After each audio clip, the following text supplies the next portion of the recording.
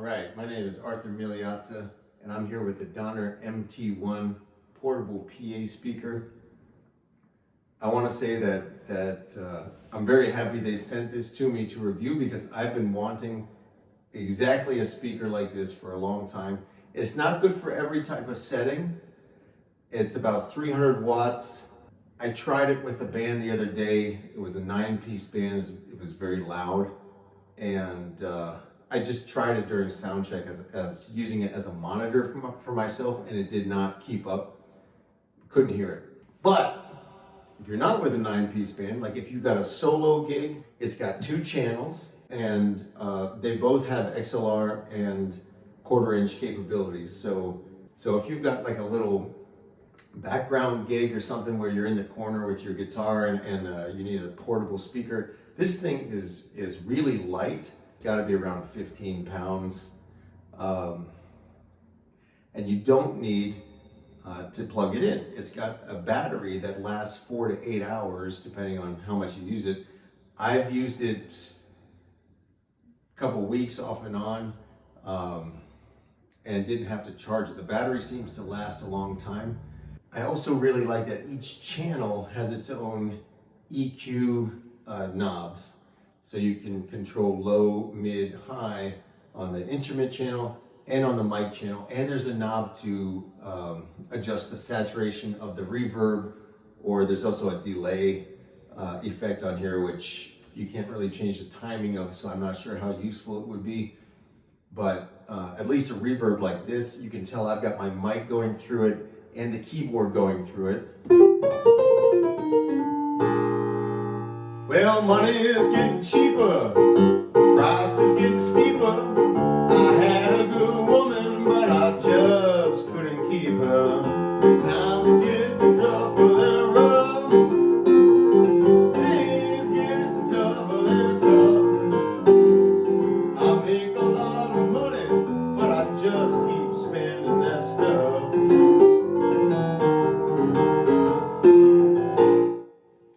So you can tell it's like it sounds, I feel like the voice sounds a little better than the keyboard, but honestly, I've played through, I've got a Roland KC 500 amp.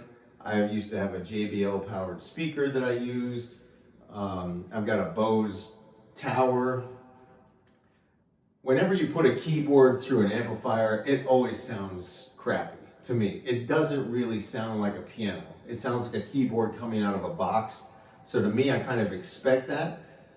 Now, that being said, this sounds comparable to the other ones that I've tried.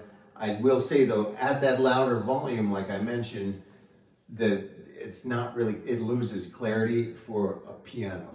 It's got a hole on the bottom where you can put it on a PA speaker stand. It's also angled, so you could do like I've got it right now, where it's just sitting on an angle, so the sound goes up. It doesn't just go straight into everybody's feet. So that's cool too. I mean, there's a lot of things to like about this. It does have a USB flash drive input. There are controls on it to play, pause, go forward, go backward. It does function as a Bluetooth speaker. So again, you could use this at a party, just as, to have as a speaker outside. And there is an EQ, there's a low and high EQ knobs on the Bluetooth channel too, on the music channel. So that's cool too. And it does have an overall master volume. So you can set the mic, the piano, and your Bluetooth volume all separately and turn the whole thing up or down. Like I said, perfect for a solo background music gig where you gotta play, sing. You take a break, you can play Bluetooth music from your phone or something for the break music. And on the app, you can, you have more EQ settings. So like, it's not just low, mid, high. There's 7 frequencies you can adjust on there, which is nice. I actually went in there and got a little better sound out of the keyboard. One thing that I didn't mention yet, but it is a nice feature, is that there is a anti-howl or anti-feedback setting. Check 1 2 1 2. See how it kills it? It kills the feedback. Now if I take it off, there you go. So there are a couple things that I don't like about it. One is that it's got this very strange quality where it decays the sound very fast from the piano. Watch.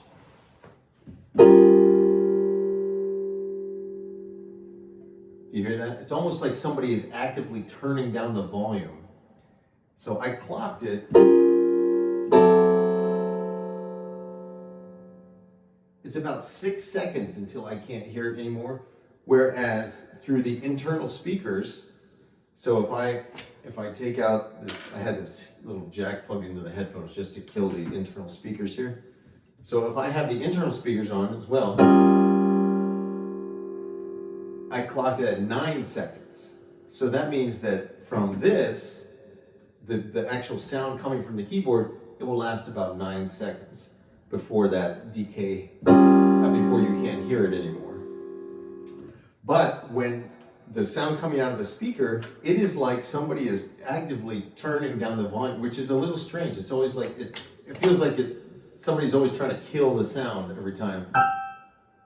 Especially on the higher notes, listen. They die almost immediately. That's faster than 6 seconds. And I'm not really sure what that's about.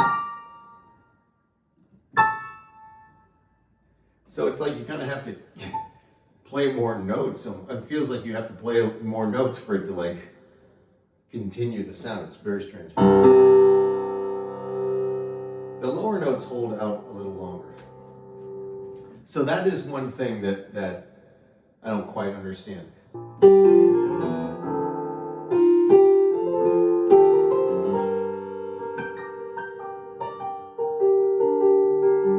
Even with the pedal down, like you can hear that the high notes just die real fast.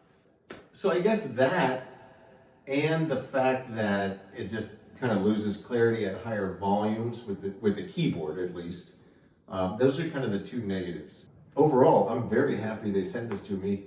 I've been using it mostly as a Bluetooth speaker here.